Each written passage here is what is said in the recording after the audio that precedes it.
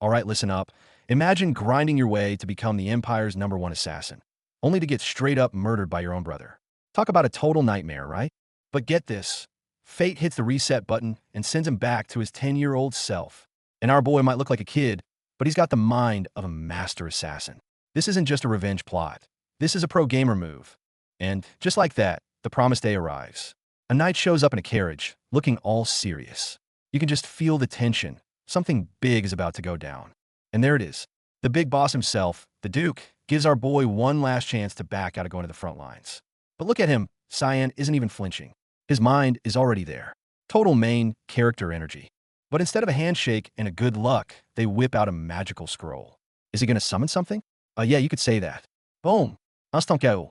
Apparently, this is how nobles test their kids. Wild. And what pops out? A freaking hellhound. A low-level demon, sure, but still a nasty beast for a 10-year-old. Our boy, though, he's not even surprised. He just smirks, knowing this is a little test cooked up by his old man and the knights. Meanwhile, we see the adults who set this all up. They're watching from a distance, talking all serious, like if it gets too dangerous, we'll step in. Yeah, right? They're basically throwing him to the wolves to see what he's made of. And how did he prepare for this, you ask? A few days prior, our boy walks right up to one of the top knights and asks to spar. I can't just practice by swinging at the air, can I? I need some real experience. The kid's got guts. Another knight named Krantz kept avoiding him, but this guy, Jerkin, finally caves. He agrees to a little sparring match, promising to only use his scabbard. Oh, you sweet summer child.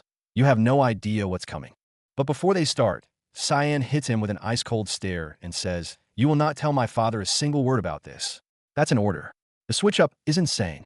The vibe just went from a kid asking for practice to a commander giving orders. And the fight begins. Jerkin immediately realizes this is no ordinary 10-year-old. Impossible. How is a 10-year-old able to deliver such blows? The dude is completely shocked, feeling the impact rattle his bones. He was not ready for this. From that point on, it's a total beatdown.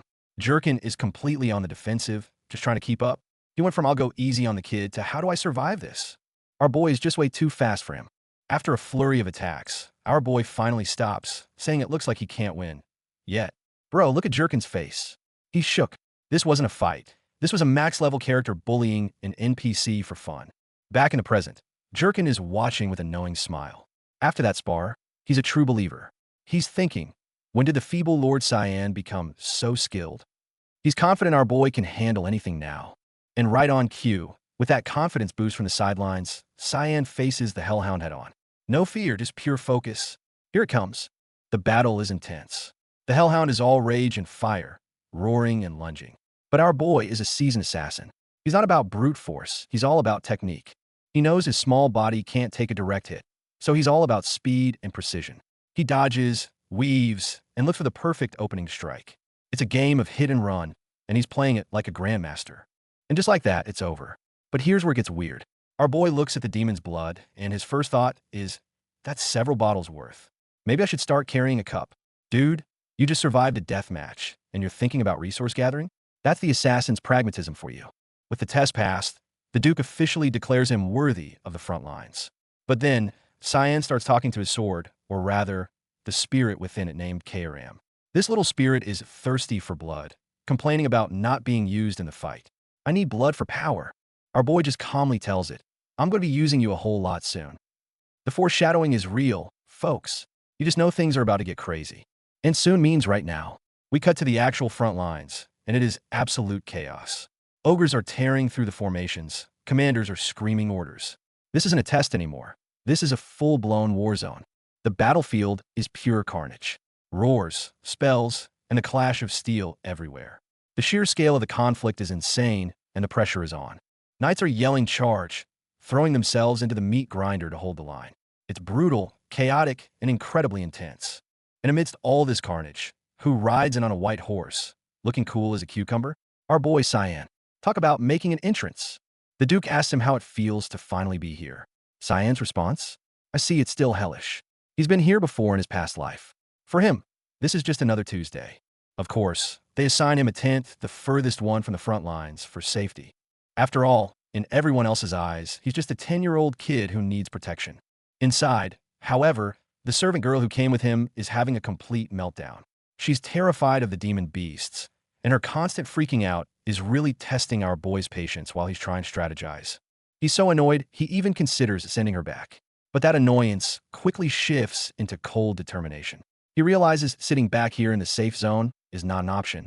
He has a job to do, and it's not babysitting. If they won't let him fight during the day, he'll just have to go hunting at night. So, under the cover of night, he tells the guards he's asleep and slips away. This is his only chance to act. Operation Midnight Snack is a go. He finds a high-risk area swarming with monsters.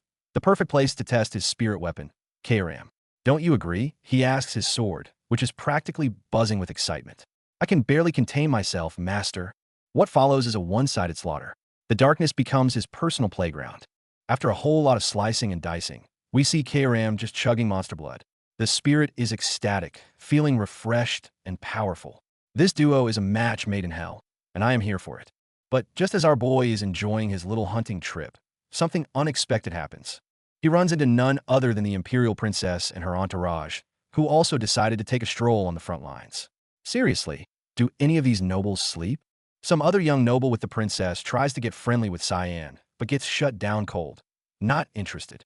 Our boy has zero time for politics or fake friends. He's here to do a job, not play nice. However, a white-haired girl in the group seems to recognize him, staring at him with a shocked expression. Welp, so much for a boy's plan to lay low. Looks like trouble just found him.